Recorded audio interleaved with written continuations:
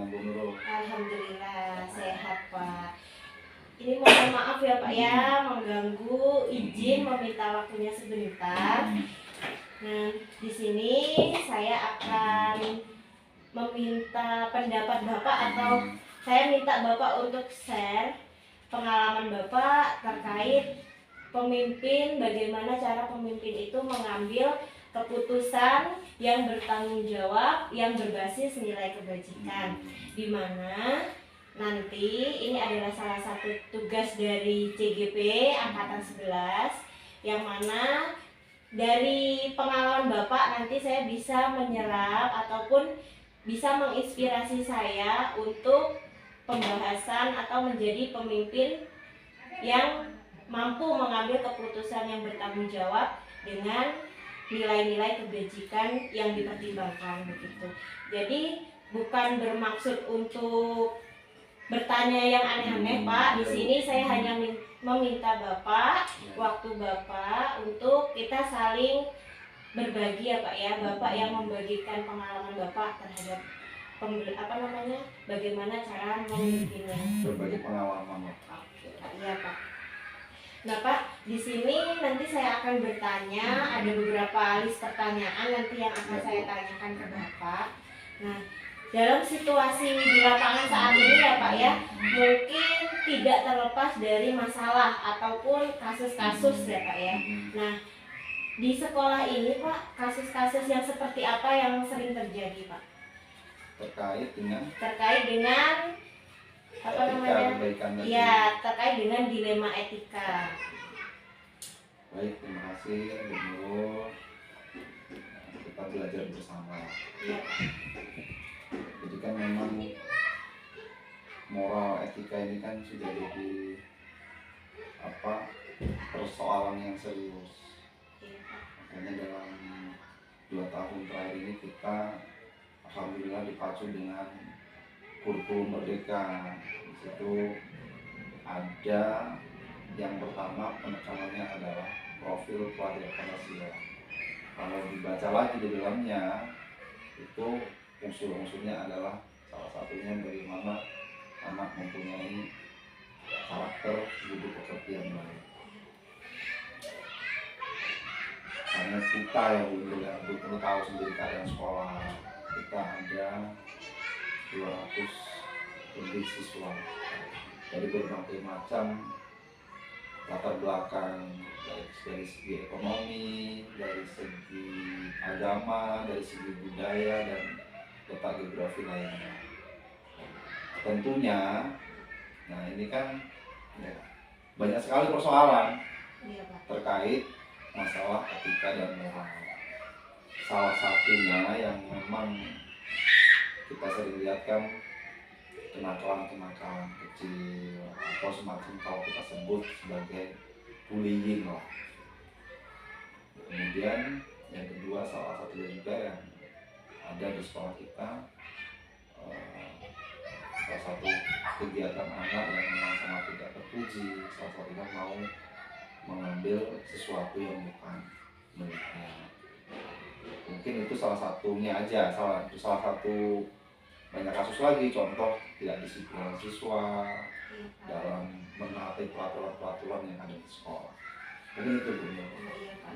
Jadi kasusnya banyak ya Pak, tapi kita ambil salah satu saja ya Pak ya, yang terbaru atau yang akhir-akhir ini sedang kita alami bersama ya Pak. Baik Pak, saya akan mengajukan beberapa pertanyaan ya Pak dari kasus tersebut. Yang pertama nih Pak, bagaimana cara Bapak mengidentifikasi kasus-kasus yang merupakan dilema etika ataupun rujukan moral Pak? Jadi saya sebagai kepala sekolah ya pertama adalah mengidentifikasi kasus-kasus yang tadi yang berbasis nilai-nilai kebaikan. Jika itu kan kita harus menelaah bagaimana itu terjadi, kemudian faktanya seperti apa. Nah tentunya dalam mengambil sebuah keputusan ya kita harus bersinergi juga dengan guru, dengan komite dan lain sebagainya. Artinya yang pertama, langkah pertama adalah kita mengidentifikasi dulu. Artinya kenapa sih ini bisa terjadi, kemudian latar belakangnya bagaimana dan seterusnya. Nah Pak, selama ini bagaimana Bapak menjalankan pengambilan keputusan di sekolah, terutama untuk kasus-kasus di mana di sini ada dua kepentingan yang sama-sama benar ataupun sama-sama mengandung nilai kebajikan, Pak? Jadi menentukan itu ya. Iya Pak. Yang pertama ya seperti yang ada korelasinya dengan yang di atas. Satu, kita cari data, cari faktanya. Contoh kasus anak yang mau mencuri lah ya. Kenapa kok anak ini mau mencuri? Kita cari faktanya dulu. Memang sudah menjadi kebiasaankah dia, atau karena hal-hal yang membuat dia keterpaksaan untuk mengambil. Dan ya kita lihat faktanya. Setelah kita lihat fakta, kemudian kita identifikasi, lalu kita langkah selanjutnya adalah menyampaikan hal ini untuk bermusyawarah pada rekan-rekan guru, semua stakeholder yang ada di sekolah, dan tentunya komite sekolah. Dan nantinya bagaimana kita punya masukan-masukan dari guru-guru atau rekan-rekan guru, dan tentunya komite sekolah, dan tentu kita sampaikan apa yang langkah-langkah yang harus kita lakukan. Baik Pak. Selanjutnya Pak, ya, langkah-langkah atau prosedur seperti apa yang bisa Bapak lakukan selama ini? Jadi langkah-langkahnya tadi saya sudah cerita di awal sih sebetulnya. Iya Pak. Jadi data, kemudian turun ke lapangan, kemudian mengamati, menganalisis, kemudian ya menentukan sikap langkah secepatnya, karena ini kan sesuatu yang harus cepat, tapi tidak, artinya keputusan yang saya ambil tidak menjadikan sesuatu masalah, membuat siswa itu malu, membuat siswa itu nggak mau sekolah lagi, baik si pelaku maupun korban. Baik Pak, jadi keputusan yang diambil ini tidak memberatkan ataupun meringankan sebelah pihak ya Pak. Jadi kita di sini sama-sama menghargai anak itu supaya anak juga tidak malu dan tidak putus sekolah. Namun kita juga melihat peraturan di sekolah kan tidak boleh ya Pak, bukan budaya positif. Jadi keputusan Bapak adalah yang tadi, yaitu tidak memberatkan sebelah pihak untuk pengambilan keputusan, yang mana nanti tetap berjalan sebagaimana mestinya. Iya Pak. Lalu Pak, hal-hal apa saja yang selama ini Bapak anggap efektif dalam mengambil keputusan pada kasus dilema etika Pak? Sesuatu yang menurut saya efektif tadi kita dengan mau turun, mau mencari data, fakta, kemudian kita minta pendapat rekan-rekan dan warga sekolah, terutama komite sekolah. Itulah yang menurut saya paling efektif. Kalau semuanya berjalan, kemudian wali murid juga ikut peserta, tentunya itu menjadi sesuatu yang sangat luar biasa. Jadi harus ada kerjasama Betul. dari seluruh warga sekolah ya Pak ya. Baik Pak. Lalu Pak, hal apa saja nih yang menjadi tantangan Bapak dalam mengambil keputusan pada kasus dilema etika ini Pak? Banyak sekali sih sebetulnya. Kalau itu tadi, bagaimana kita bisa tidak memihak salah satunya, baik si korban maupun pelaku. Dan tentunya ini bukan hal yang sangat mudah. Bagaimana kita membuat pelaku ini nggak malu, korban ini juga bisa terakomodir apa yang menjadi kecewaannya. Ini bukan sesuatu yang sangat mudah. Tantangannya luar biasa ya Pak ya. Tapi tentunya dengan semua stakeholder insya Allah bisa berjalan dengan baik. Selanjutnya Pak, apakah Bapak ini memiliki tata kala atau jadwal tertentu dalam sebuah penyelesaian kasus ini, atau Bapak langsung menyelesaikan di tempat, atau Bapak memiliki sebuah jadwal untuk menyelesaikannya? Bentuk atau prosedur seperti apa yang Bapak jalankan? Kalau dengan kasus yang saya ceritakan tadi dengan siswa yang mencuri, itu tentunya kita harus terjadwal ya, karena kita harus cari data, fakta, kita harus ada ukuran waktu dan lain sebagainya. Jadi tentunya tidak langsung kita melihat langsung spontanitas kita lakukan Pengambilan keputusan ya Pak. jadi ada langkah-langkahnya. Tapi kalau kasus-kasus kayak kecil, kedisiplinan, anak nggak pakai dasi, anak nggak pakai sepatu, nah mungkin itu bisa dilakukan langsung pengambilan sebuah langkah keputusan. Nah, itu.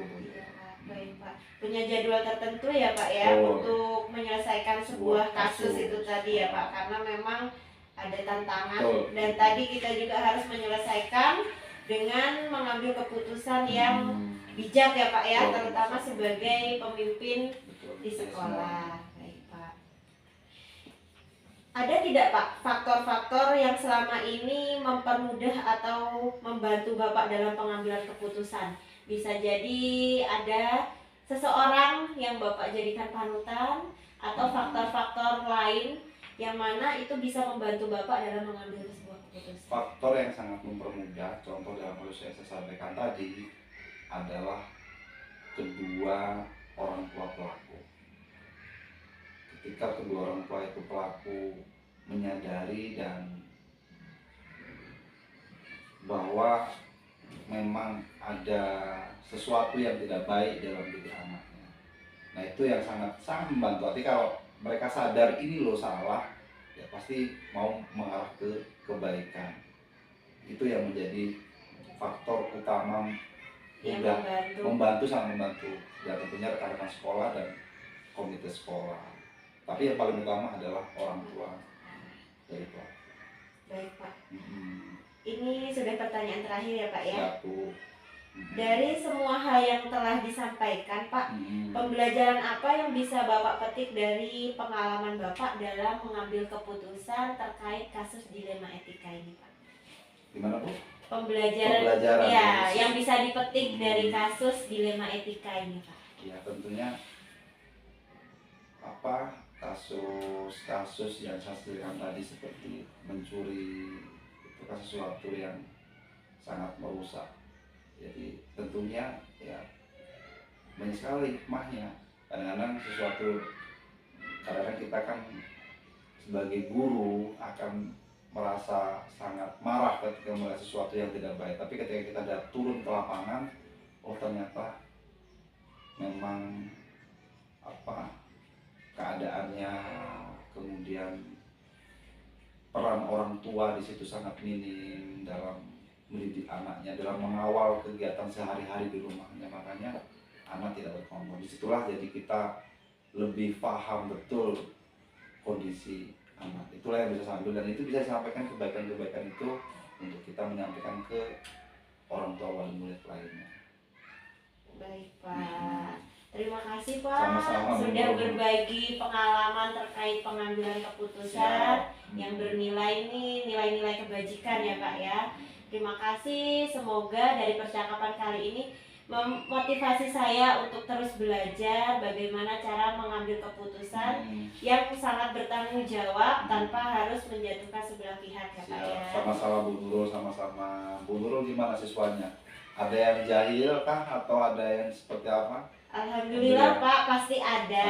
Namun saya akan tetap belajar bagaimana cara mengambil keputusan yang baik dan tidak mengecewakan dari anak-anak ataupun dari pihak guru. Terima kasih ya Pak ya atas waktunya.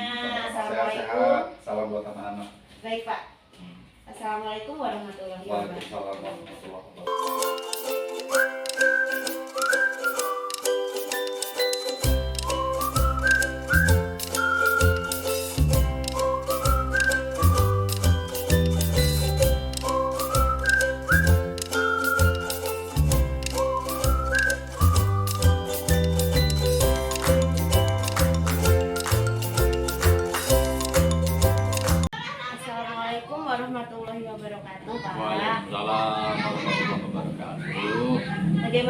kabarnya? Alhamdulillah. Alhamdulillah. Pak, mohon izin ya. Boleh, Ini saya ingin mewawancarai Bapak sebagai salah satu tugas dari Pendidikan Guru Penggerak Angkatan 11 ya Pak ya. Iya, iya. Nah di sini saya ingin mewawancarai Bapak, meminta Bapak untuk berbagi tentang pengalaman Bapak sebagai pemimpin dalam pengambilan keputusan yang berbasis dengan nilai-nilai kebajikan. Insya Allah, insya Allah, insya Allah.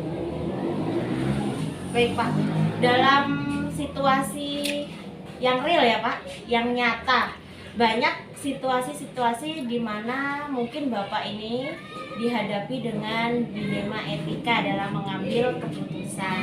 Nah, ada tidak Pak kasus-kasus di sekolah ini yang berhubungan dengan dilema etika ini? Ada. Jadi yang merupakan kasus dilema etika itu ya sering sih, tapi ya nggak terlalu sering, kadang-kadang nampak. Sebagai contoh, misalnya kita sebagai kepala sekolah nih ngambil keputusan, duduk bareng di dalam ruangan rapat.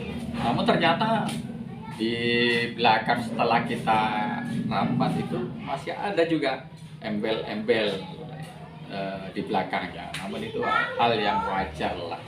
Walaupun istilahnya itu udah kita musyawarahkan bersama, tapi ternyata kenyataan seperti itu. Jadi ada sih, tapi ya nggak terlalu sering ada. Baik Pak. Pak, ini saya akan mengajukan beberapa pertanyaan ya Pak. Oh, boleh, dengan boleh. dilema etika Kalau ya, bisa, Pak. kalau bisa saya jawab. Kalau nggak bisa ya PR. Bukan PR Pak, ini kan share pengalaman Oke, Bapak, oke, barangkali oke. nanti bisa menginspirasi Oke. kami jikalau nanti kami dipercayakan untuk menjadi seorang yang bisa untuk mengambil keputusan. Amin, ya, amin, Pak, amin. ya. Amin. Yang pertama nih Pak, selama ini bagaimana Bapak mengidentifikasi kasus-kasus yang merupakan dilema etika atau rujukan norma? Baik. Jadi pertama dalam mengidentifikasi kasus itu kita melihat dulu data yang real di tempat atau di lapangan tersebut, kita kumpulkan dulu kebenarannya masalah kasus itu. Yang kedua kalinya ya berarti setelah kasus itu kira-kira bisa kita segera diselesaikan, ya kita selesaikan, nggak usah pakai ditunda-tunda dulu. Ya, diselesaikan secepat mungkin Iya. ya Pak ya. Nah, dan bagaimana cara Bapak untuk menjalankan keputusan yang tepat di sekolah ini Pak, terutama untuk kasus-kasus di mana ada dua kepentingan yang sama-sama benar dan sama-sama mengandung nilai kebajikan Pak. Baik. Jadi dalam pengambilan keputusan dalam kasus itu ada sama-sama benar, ada ini. Berarti nomor satu kita diskusikan dulu atau bermusyawarah dulu, karena walaupun saya itu sebagai seorang kepala sekolah tidak serta-merta mengambil keputusan sendiri. Kenapa demikian? Dari zaman Rasulullah pun dalam pengambilan keputusan itu semua mengumpulkan para sahabatnya. Jadi artinya segala masalah kalau sudah dimusyawarahkan, sudah duduk bareng, itu mereka atau kita semua sudah mengetahui titik masalah dan merasa bertanggung jawab atas keputusan tersebut. Iya Pak. Lalu Pak, langkah-langkah atau prosedur apa yang biasa Bapak lakukan selama ini? Langkah-langkahnya ya tadi kita mengidentifikasi atau mengkelompokkan masalah. Itu nomor satu seperti itu. Yang kedua kita mencari fakta kebenaran masalah. Terus yang ketiganya berarti kasus itu kira-kira berat dan tidaknya. Artinya dalam arti berat dan tidaknya kalau memang bisa diselesaikan sendiri-sendiri, andai kata tidak harus melibatkan pihak lain, ya harus melibatkan semua pihak dalam pengambilan keputusan tersebut. Jadi ada ini ya Pak, kerjasama dengan pihak-pihak terkait ya Pak ya. Semua ikut serta. Ya. Lalu Pak, hal-hal apa saja yang Bapak anggap efektif dalam pengambilan keputusan terkait dengan kasus dilema etika ini, Pak? Yang paling efektif nomor satu dalam pengambilan keputusan adalah satu, musyawarah, atau kita berkolaborasi dengan pertama pihak teman sejawat, guru. Dulu ya, Pak. Yang kedua kalinya yaitu komite sekolah. Kalau toh memang kasus itu merupakan kasus yang berat, berarti otomatis saya sebagai kepala sekolah harus menyampaikan hal ini ke kepala dinas pendidikan dan kebudayaan, karena sebagai kepala sekolah itu perlindungan kami adalah dinas pendidikan dan kebudayaan Lampung Barat. Kemudian Pak, hal-hal apa saja yang selama ini merupakan tantangan yang Bapak hadapi saat pengambilan keputusan terkait kasus ini, Pak? Hal-hal yang menyangkut masalah tantangan yang harus kami hadapi, yang pertama itu harus sabar. Sabar ya, Ya, Pak? nomor satu harus sabar. Meskipun keputusan itu sudah kita laksanakan atas dasar musyawarah yang melibatkan berbagai pihak. Pertama dengan teman sejawat, bila perlu mendatangkan siswanya dan komite sekolah. Namun setelah kita musyawarahkan bersama-sama, tetap ada di belakangnya ada pro dan kontra hasil keputusan itu. Ada satu yang mengatakan, oh ini tidak adil lah, inilah tidak jujur lah, dan sebagainya, itu pasti ada. Jadi walaupun sudah kita musyawarahkan, ternyata di belakang masih ada suara seperti itu, ya kita harus lapang dada, harus sabar gitu. Karena yang kita hadapi itu bukan satu dari berbagai macam karakter, sosial budayanya, adab istiadatnya, jadi kita harus betul-betul sabar. Jadi seperti itu. Dalam menghadapi sesuatu pasti ada tantangan ya, Pak? Pasti ada, itu pasti ada. Lanjut ya, Pak. Nah, adakah Bapak ini memiliki tata kala atau jadwal tertentu dalam menyelesaikan kasus dilema etika? Apakah secara langsung atau Bapak memiliki sebuah jadwal tertentu untuk menyelesaikan kasus dilema etika ini? Kalau dari saya, tinggal dilihat situasi atau pokok masalahnya. Jadi kalau pokok masalah itu menurut saya sebagai kepala sekolah itu ringan, maka kasus itu segera diselesaikan, nggak usah perlu tunda-tunda. Akan tetapi kalau kasus itu merupakan agak berat dan melibatkan berbagai pihak, berarti itu harus dijadwalkan, karena bagaimanapun nggak bisa itu keputusan kita sendiri. Jadi harus tetap melibatkan dulu. Maka dalam pengumpulan melibatkan berbagai macam pihak, otomatis kan kita harus mengundang dulu. Oh, hari ini berarti Pak Komite minta datang ke sekolah, Pak Babinsa atau Pak Pratin misalnya harus datang karena di sekolah ada masalah seperti ini nih. Jadi bisa dijadwalkan. Itu kalau memang yang sifatnya yang berat. Jadi bisa dijadwalkan. Kalau yang lain tentunya nggak bisa dijadwalkan. Jadi jadwal itu disesuaikan dengan kasus yang terjadi. Tapi secara khusus, oh hari ini saya menyelesaikan jadwal ini, padahal jadwal kan nggak ada. Iya. Karena kegiatan itu atau masalah itu kan datangnya kan serta-merta itu, Iya. nggak merupakan program sekolah. Jadi artinya bisa dijadwalkan dikala masalah itu berat, melibatkan dari berbagai pihak. Jadi tergantung permasalahannya ya, Pak, Betul, ya? betul. Kalau antara berat dan tidaknya, Iya. melibatkan berbagai macam pihak atau tidak gitu. Iya. Adakah seseorang atau faktor-faktor yang selama ini mempermudah atau membantu Bapak dalam pengambilan keputusan terkait dilema etika, Pak? Banyak. Pertama adalah sesama teman sejawat. Yang kedua kalinya, karena sekolah ini tidak bisa berdiri sendiri, otomatis melibatkan pihak wali murid, komite sekolah, dan dinas pendidikan dan kebudayaan Lampung Barat.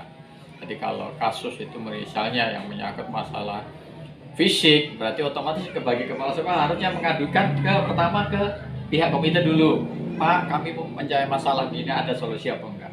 ternyata setelah dari pihak komite nggak bisa menyelesaikan masalah, otomatis kita larinya ke dinas pendidikan. Nah, di samping itu juga sebagai seorang keluarga, kepala rumah tangga, otomatis adalah pendukung kami yang lebih kuat adalah teman sekasur, Iya, yaitu istri. iya Pak. Gimana kalau ini ada masalah kami di sekolah, bisa nggak bantu menyelesaikan jalan keluarnya seperti itu. Oh iya gini-gini Pak, jadi harus hati-hati, harus jujur, harus adil dalam menyelesaikan masalah. Baik. Jadi ada faktor-faktor ya Pak ya Iya, yang membantu dalam pengambilan keputusan. Nah Pak, dari semua yang telah kita bicarakan nih Pak, pelajaran apa yang bisa Bapak petik ataupun pengalaman Bapak dalam mengambil keputusan? Dalam pengambilan putusan itu pengalaman yang Bapak ambil itu nomor satu adalah kita itu harus sabar. Nomor satu harus sabar. Kenapa? Jadi kalau sebagai seorang pemimpin nggak ada punya masalah, ya kurang apa ya, pola pikirnya itu nggak bisa leluasa, nggak bisa berkembang. Dengan adanya masalah yang ada di lapangan, otomatis nomor satu harus bisa menjaga diri kita sabar. Gimana masalah itu sampai terjadi, apa permasalahannya. Nah, dengan demikian kalau kita sabar, Pak, insya Allah, apalagi dalam menghadapi berbagai macam, baik itu yang berkaitan dengan masalah teman sejawat. Teman sejawat itu adalah merupakan teman satu rumah, Iya Pak. satu rumah. Jadi artinya kita bersama-sama di sini, senang dan tidak juga di sini. Jadi kita itu harus melihat, oh guru si A itu mempunyai karakter seperti ini, guru si B dan seterusnya. Jadi sebagai seorang kepala sekolah harus bisa menampung semua. Iya Pak. Oh kok ternyata pendapat kepala sekolah itu kok nggak bisa diterima sebagai nggak diterima kepada semua Pihak. teman, Ya. ya semua teman.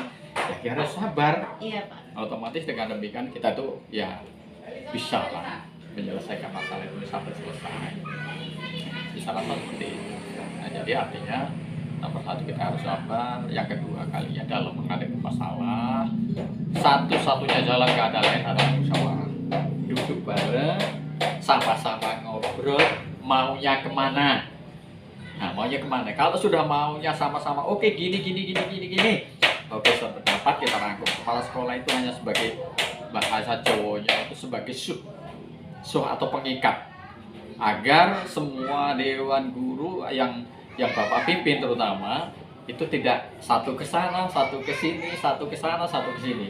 Dengan demikian kalau sudah terjadi seperti itu sebagai kepala sekolah nggak bisa menyatukan mereka, ya berarti dalam rumah itu nggak ada ketentraman, nggak ada kebersamaan. Nah itu, jadi kuncinya sabar, sering duduk bareng. Nah itu Komunikasi yang lebih ya, efektif ya Pak betul, ya. betul, komunikasi yang lebih efektif. Baik Pak, terima kasih sudah berbagi pengalaman terkait Bapak sebagai pemimpin dalam sekolah ini. Bagaimana cara-cara Bapak untuk mengambil keputusan yang berbasis dengan nilai kebajikan, terutama jika permasalahan itu sama-sama bernilai benar ya Pak ya. Benar, ya. Terima kasih banyak Pak atas waktunya sudah mau berbagi dengan saya. Insya Allah dengan percakapan ini akan menambah ilmu saya nanti jikalau saya menghadapi kasus-kasus yang berhubungan dengan dilema etika. Sama-sama. Jadi artinya harapan saya selaku kepala sekolah pada Ibu Nurul yang sekarang lagi menempuh pendidikan ke guru penggerak, nomor satu mudah-mudahan diberikan lancar.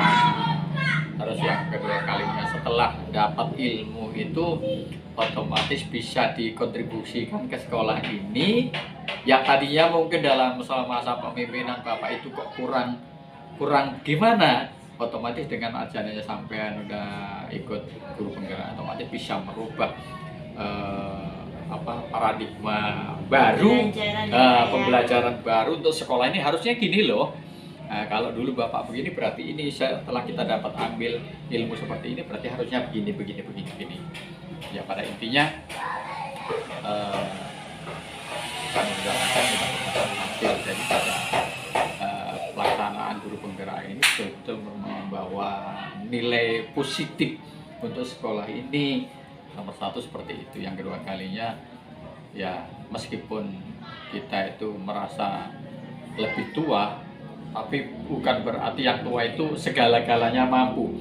Jadi dasar apapun di sekolah ini nomor satu, kalau sudah dasar musyawarah, duduk bersama, komunikasi yang baik, insya Allah itu apapun yang ada di sekolah yang tadinya kesana kemari insya Allah bisa duduk bareng, bisa bersama-sama untuk dengan tujuan yang sama ya, ya, Pak dengan ya. tujuan yang sama, walaupun nggak sama persis, agak mendekati sama. Iya. Saya rasa itu aja mudah-mudahan. Banyak sekali Pak pengalaman yang diambil dari percakapan kita. Saya akhiri ya Pak, terima kasih banyak. Assalamualaikum warahmatullahi wabarakatuh. Waalaikumsalam warahmatullahi wabarakatuh.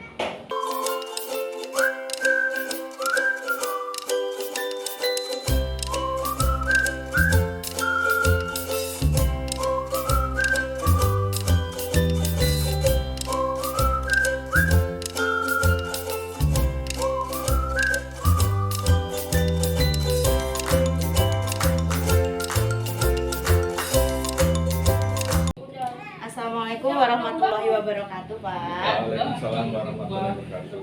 Gimana Pak kabarnya siang hari ini? Alhamdulillah sehat, Bu. Alhamdulillah. Pak mohon maaf ya, ini mengganggu waktunya sebentar. Saya di sini ingin mewawancarai Bapak terkait bagaimana cara Bapak sebagai pemimpin dalam mengambil keputusan, yang mana keputusan ini nanti berbasis dengan nilai-nilai kebajikan Pak. Nanti akan ada beberapa pertanyaan yang saya ajukan ya Pak ya. Nah, ini terkait dengan di sekolah pasti ada kasus-kasus ya Pak. Yang diantaranya kasus-kasus itu termasuk kasus dilema etika. Nah, Pak, kira-kira nih Pak, di sekolah ini yang kasus yang terbaru atau yang baru-baru ini itu kasusnya yang seperti apa? Untuk di sekolah ya. Iya Pak. Yang terbaru mungkin dilema etika, misalkan siswa sering terlambat seperti itu, kemudian apa ya, jarang berangkat sekolah, kadang-kadang sering izin dan lain sebagainya, tetapi yang bersangkutan tetap apa ya, istilahnya untuk naikkan kelas tetap minta naik kelas dan sebagainya. Biasanya kayak gitu-gitu sih yang terjadi di sekolah. Baik Pak. Itu termasuk dilema etika ya Pak, sebetulnya Ya, sama-sama sering benar. terlambat itu, sering terlambat, tapi kan dia ada alasan kenapa terlambat dan sebagainya. Baik Pak.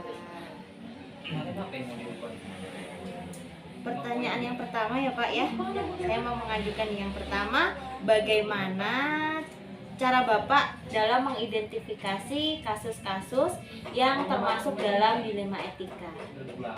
Cara mengidentifikasinya. Iya.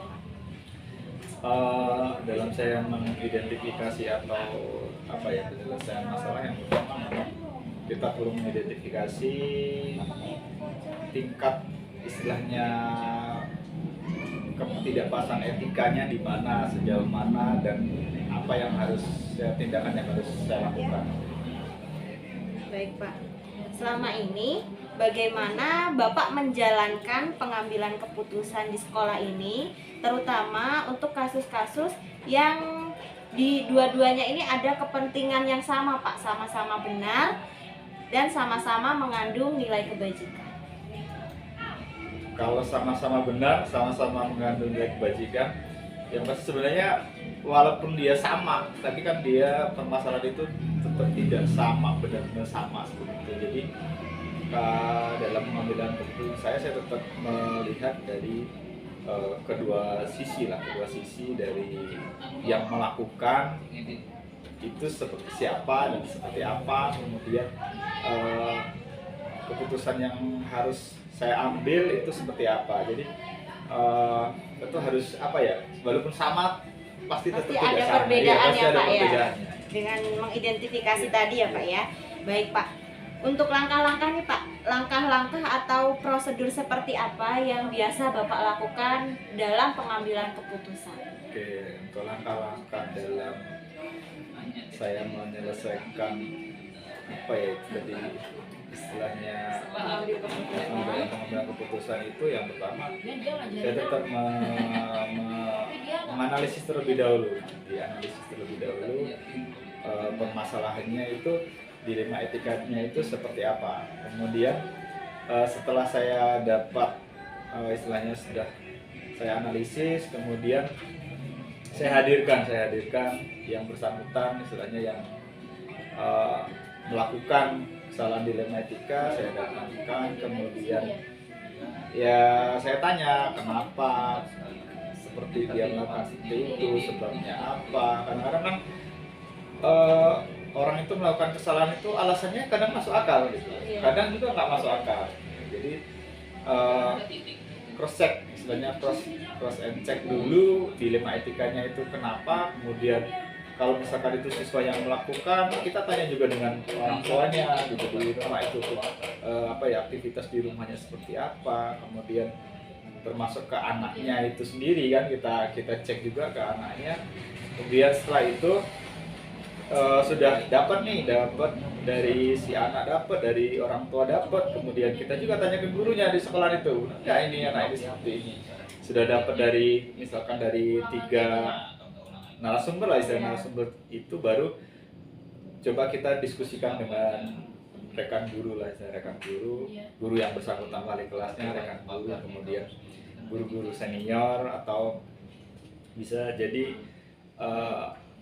yang pernah menjadi kepala sekolah ya, yang pernah menjadi kepala sekolah itu biasanya dia juga punya pengalaman tersendiri yang bisa kita ambil itu dalam baru setelah itu kita ambil keputusan. Tapi dalam pengambilan keputusan juga masih kita lihat dari aturan-aturan yang ada. Artinya tidak terlepas dari aturan, semuanya nggak lepas dari aturan. Kalau dalam penyelesaian itu kita berdasarkan aturan yang ada, misalnya kedua belah pihak, baik itu si anaknya, kemudian orang tua, guru, itu ya dia bisa menerima seperti itu. Dan tidak ada yang dirugikan ya Pak Iya, ya. iya. Baik Pak.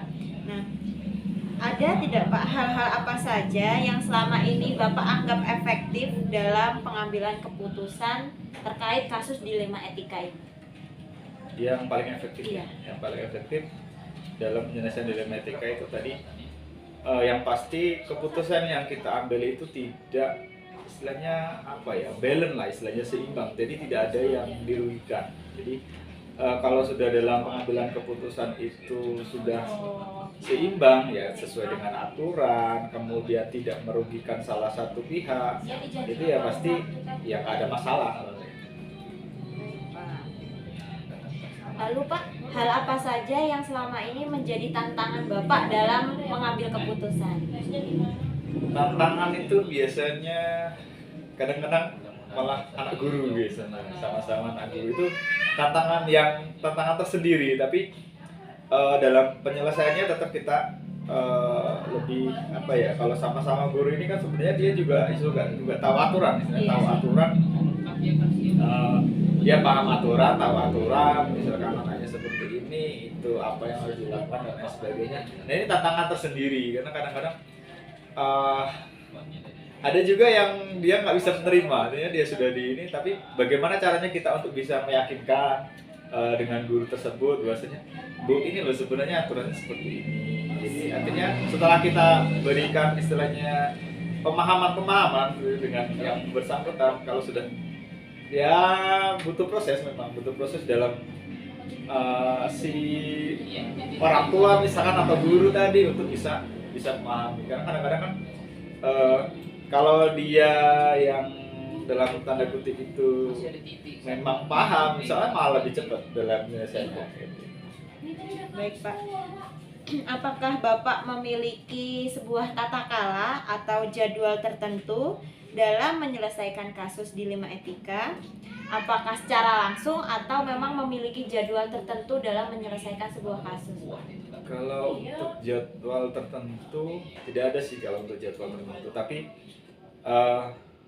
apa ya, kalau memang kadang kan guru itu atau wali atau siswa itu kan jarang dia mau lapor gitu, jarang mau lapor. Jadi nah karena dia tidak mau lapor, istilahnya orang tua juga nggak mau lapor dan lain sebagainya, kita yang kita lihat kan keseharian anak di sekolahan.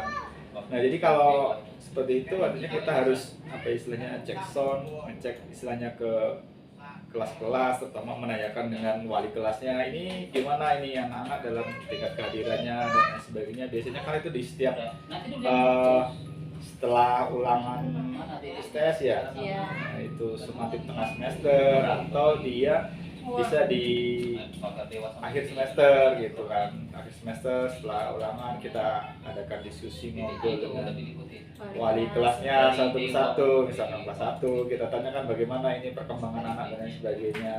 Itu nanti kan ada istilahnya kita dapat istilahnya informasi dari wali tersebut atau wali kelas atau wali siswa. Kan biasanya kan sebagai rapat tuh wali siswanya kan dikumpulin. Nah itu kemudian kita sampaikan juga ke wali siswa di luar wali kelas ya. Kalau wali kelas kan rumah sekolah ya. Kalau wali siswa ini kadang-kadang cenderung dia melepaskan anaknya di sekolah. Jadi begitu anak saya sekolahkan di sekolah ya sudah, pokoknya saya serahkan pada guru. Kan sebenarnya tidak seperti itu. Kita harus juga ada kerjasama dengan orang tua, istilahnya kita juga tahu oh anak saya itu karakternya seperti ini Pak, misalkan itu. Jadi dalam proses pembelajaran juga bisa lebih menyenangkan. Artinya kita tahu oh ini anak ini punya kekurangan seperti ini, oh anak ini punya kelebihan seperti ini. Artinya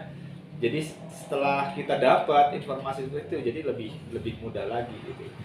Jadi kemudian kalau memang ada masalah, misalkan ada laporan, tadi kan nggak ada laporan gitu. Sekarang kalau misalkan ada laporan, jadi ya kita lihat dari dilema etika yang dilanggar, istilahnya yang dilanggar, apakah dia harus membutuhkan penyelesaian secepatnya atau memang dia bisa berproses. Artinya kan nggak semua masalah harus langsung kita selesaikan. Kadang-kadang sebuah masalah itu kalau terlalu terburu-buru kita selesaikan, kadang malah tidak mendapatkan hasil keputusan yang pas.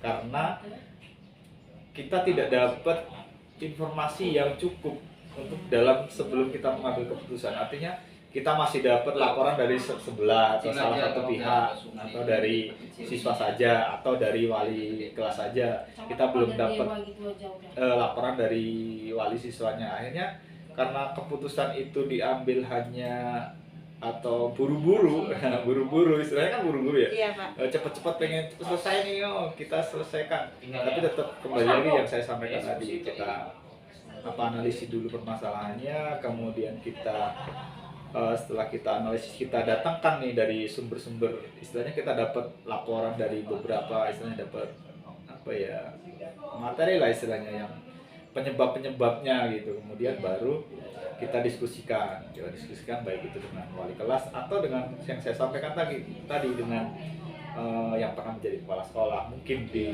waktu dia memimpin pernah terjadi permasalahan yang sama seperti itu. Akhirnya baru kita lihat aturannya seperti ini misalkan. Oh berarti kita harus ngambilnya keputusannya seperti ini. Tapi tetap diskusi dengan warga sekolah lah, intinya warga sekolah. Berarti tidak ada jadwal tertentu, ya, tergantung pada kasus dilemanya ya Pak ya. Iya. Jika kasusnya memerlukan penyelesaian secepatnya, maka akan diambil tindakan secepatnya. Baik Pak.